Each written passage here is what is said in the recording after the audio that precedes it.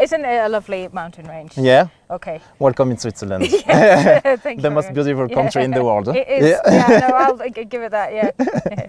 Thank you so much for being here, and thank you so much for your time. No So, problem. first of all, could you introduce yourself and tell us why you are interested in the lecture capture topic? Yeah, so my name is Dr. Emily Nordmann. I am a senior lecturer in psychology at the University of Glasgow. I have been researching lecture capture since about 2015. And the reason I got interested in it to begin with was that I was very aware that there were a lot of lecturers and professors who were really concerned about recording their lectures, and there was a lot of worry and a lot of fear about how students would use them, about attendance, you know, recordings being used inappropriately. And I wasn't convinced that those fears were really grounded in evidence. So what I wanted to do was try and actually give people the research base. You know, academics love research, love data. I wanted to try and give people that data to help calm their fears, but also because I knew how much lecture recordings meant to the students and just how useful they could be. So part of it was to help staff, and part of it was to help support our students in the best way possible with the technology that we have available. Okay, so you did a lot of research on this topic. Yeah. And if you would summarize your research, what could be the most important things that we need to know? And yeah, so I'm going to give a very, very brief summary. Sure. I've done quite a few things, but we've got a couple of empirical studies, and think that the big takeaway from one of them was that attendance and lecture recording didn't really seem to be related, but the big takeaway from that study was that different students use lecture recordings differently. So if you're a stronger student versus if you're a weaker student, there are different things to consider. I then looked at study skills and lecture recording as a study skill, and I think this is really where my kind of understanding of lecture recordings changed, which is that to try and think about lecture recordings in terms of it's one tool that they have access to. And in the same way that we need to teach our students how to take notes, and some students are good at it and some students are less good, you know, we need to teach our students how to engage with lecture recordings, and some of them will be better and some of them will be weaker. Kind of leading on to that, I've also done some work that means a great deal to me about how lecture recordings can be used to be inclusive in our teaching. So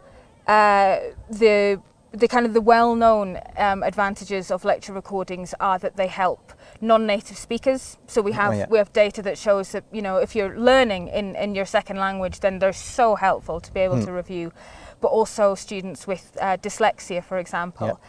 But there's a wider issue, which is that lecture recordings allow flexibility, and flexibility is most important for the most disadvantaged. If you are poor and you need to go to work to financially support yourself, or you have caring responsibilities, or you're trying to go to university when you've got children, or anything else that's going on in your life, then actually a little bit of flexibility and being able to miss the odd class for very good reason, I think that's a great thing. And it's an argument that sometimes doesn't go down well. You know, sometimes students should be able to miss class. But that's because higher education is becoming much more diverse, and that's a good thing, but our practices need to reflect that diversity. So yeah, we've been doing a few things, but really very much the idea of lecture recordings as a study skill, and lecture recordings as an inclusivity measure is really where my research has gone. Okay, thanks a lot. And if I take the pedagogical aspect, how lecture capture tools can enrich teachers' teaching and students' learning, for example? Yeah. So, I mean, we've already talked about how they can benefit, you know, non-native speakers and students with dyslexia. But I think if we think about lecture recordings as that study skill, I think recordings can help them develop other skills. So, for example, note-taking is really hard. It's really hard to learn how to take notes properly, because what you want to do is summarize rather than just write down everything the lecturer is learning. There's a lot of psychological research that shows summarizing helps you learn better. But it's hard, and you have to understand the subject properly. If you have a recording, it's less risky to do that, because if you miss something, then you can go back to the recording. Whereas if there's no recording, you've got one chance, then you do just want to write down everything word for word. So actually, I think lecture recordings can help students study better. In terms of staff and in terms of teachers, I think, and this is going to be very unpopular, I know, with some people, but okay. I actually think that watching back your own recordings is really, really useful. Okay. And it's not something I would, do for fun, and it's not something I would do every day. But actually, I think one of the most useful things I've done as part of my training as a lecturer was peer review, was watching other people teach. And of course, you normally don't get the chance to see yourself teach. Yeah. And I think it's a really useful tool to be able to go back and to reflect on your own teaching. But the second thing is that I think lecture recordings really ask the question of what is the point of our teaching. So, there's a lot of concern about, students not turning up, or maybe they would prefer the recording.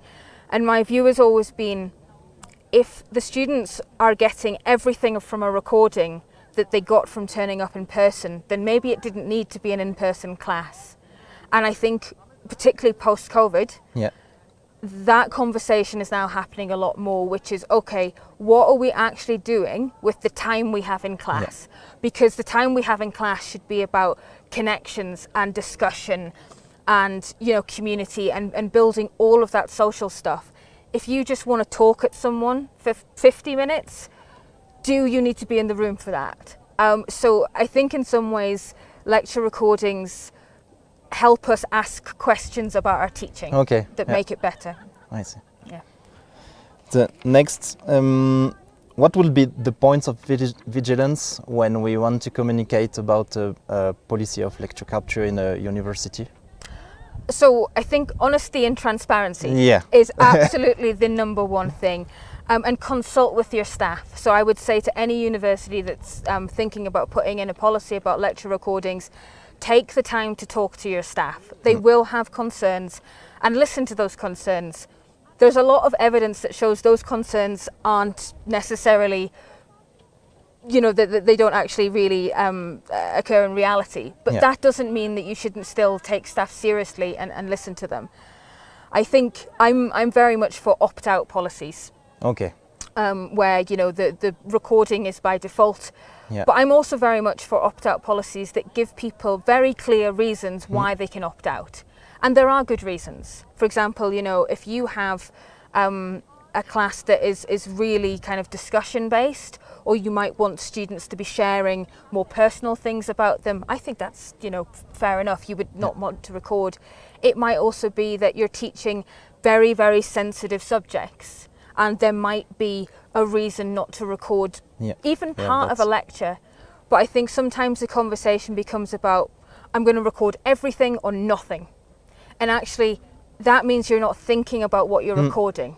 Because if I think about, my 10 lectures that I give, maybe an hour of them is not quite suitable, but the rest is. Okay. So we can start to think about the nuance. And I think building that into policies is a really, really good thing. I also think just things like addressing the staff concerns front and centre. So one of the things that has been a real concern for staff in the UK where I work is whether or not recordings might be used when members of staff were engaging in strikes, in industrial action. So the University of Glasgow's policy now just says, no, we won't do that. Okay. We don't do that. And similarly, our policy says that we won't use recordings for performance management, to review your teaching and stuff. And I think these are real concerns and real legitimate concerns people have, but they can be really lessened by just taking the time to actually lay them out in writing. This is why we want you to record lectures, because it's good for students, it's good for inclusivity. And this is all the things we're not going to use them for. But having it in writing, I think, is key to building trust. And the last question, as far as we know, that there is a lot of university across Switzerland or Europe. that's about a lot of equipment like cameras and microphones. And do you think that it will change your research and or the way of your research? So no, in my research is the thing that I've become very interested in over COVID is so the inclusivity aspect, but also this idea of belonging and what it means to be in class. And that's kind of where I see myself, my research going now, which is the lecture not just as a didactic kind of learning space, but the lecture as a social space, and what else are students getting from it? They're getting structure and routine, and so on. So I think kind of moving slightly away from the technology side of things, I think I'm more focused on that, because that's what we lost with COVID, was we lost the social side. Yeah, sure. You know, no one's takeaway from COVID is going to be, I wish the videos were better. Like it was about all that community stuff, and I think that's where I'm going to go with my research now. Okay. Yeah. So thank you so much. No worries. Thank you.